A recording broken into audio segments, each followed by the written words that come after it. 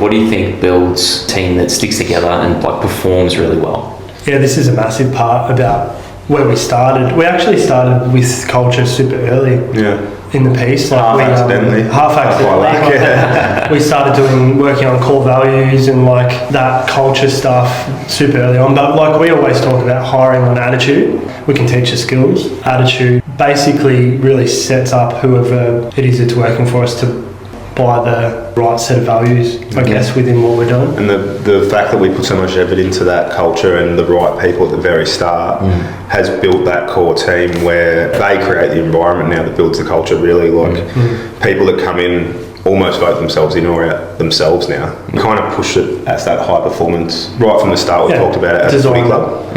Like that high performance footy club where it's like everyone's coming through together thing. So like it's kind of at a point for us now where our core team, or our team as a whole now, really push that. Like if someone comes in and they're not up to it, like they know before we do, really. 100%. Yeah. And we need them to be our eyes and ears to be able to have that feedback because we're not working, it's not day one where Brad and I are working with the apprentice anymore and we can't get that feedback. So having that like reliance on our management team to like relay that is massive for us now because otherwise you can't get a proper like grasp on scaling. But I think that culture too stems from like we're building really nice houses now, and like it has to be high performance. It has to be a high pressure situation because it is the top of what's being built. That really drives the right people, and to help those people drive, like we have a real responsibility to make sure that they've got good job progression within us, so they don't have to go look other places. We've had like a fair few guys go right through their time with us now as well, like full 4-year apprenticeships, and have like looking to stay on afterwards as well. Like at the moment, it's sort of going on. Does that come from attitude as well? So like if you've got someone who's gone through their time and they're really, they want to take on some more responsibility and stuff, do you look for that in your guys and girls to level them? They won't make it 4 years if they haven't got the right attitude. Anywhere, not just in Habitat, anywhere in this industry. Like if you're not ready to go, you won't make it. It's tough. It chews people up and spits them out. What about the levelling up though? You said there's... That levelling up is, I suppose, the guys from inside, like our guys that have gone right through now, attitudes have to stay where they are, but the attitude around whether they know enough or not to go to the next level is on us, I would say. Yeah, like it's really up to us to design that like pathway where they can say, I'm ready to be like qualified and competent.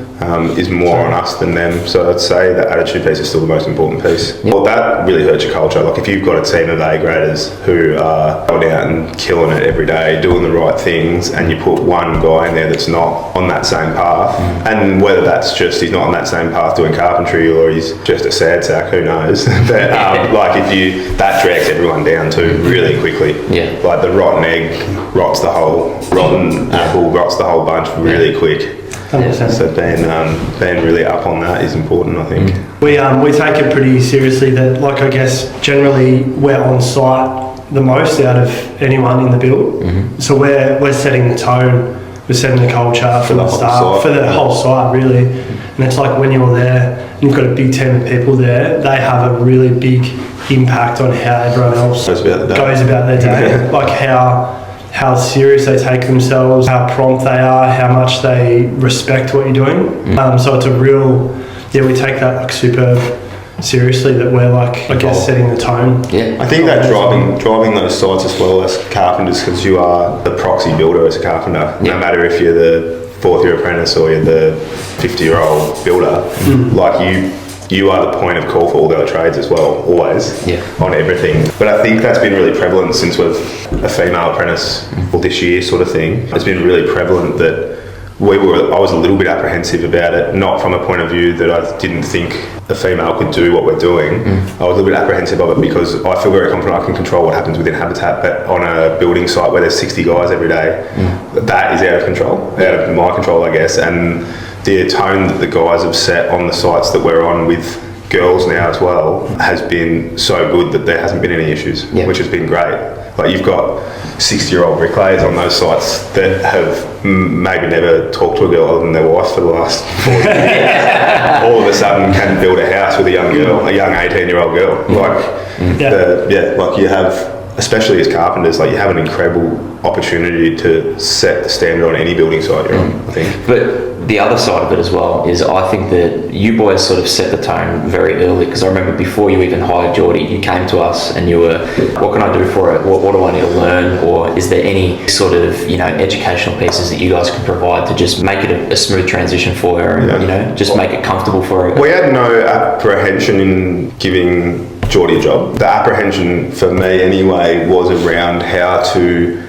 give her the same opportunity that an 18-year-old bloke coming in was going to have. Yeah. So that she wasn't hindered because old mate down the road hasn't seen a girl for 20 years. Do you know what I mean? Like, that was the biggest driver for me around it, was not necessarily that she wasn't getting a leg up, like you either make it or you don't on your own merit. Mm-hmm. And that came from her too. Yeah, but that ability to give a female the same opportunity as an 18-year-old bloke was super important to me. And we went around and asked a few different people, had conversations with a couple of different lady tradies. Yeah. And the biggest things as an employer that all of them came to us with was toilet situations, which I was already onto, and getting uniforms that fit them properly. Yeah. It's a massive thing, so that they don't want to stand out. Yeah. They want to fit in. They just want the same. And like, if that's the hardest bit of your day to get someone on a building site, then if you can't do that, you probably shouldn't be employing anyone. Yeah, to be honest.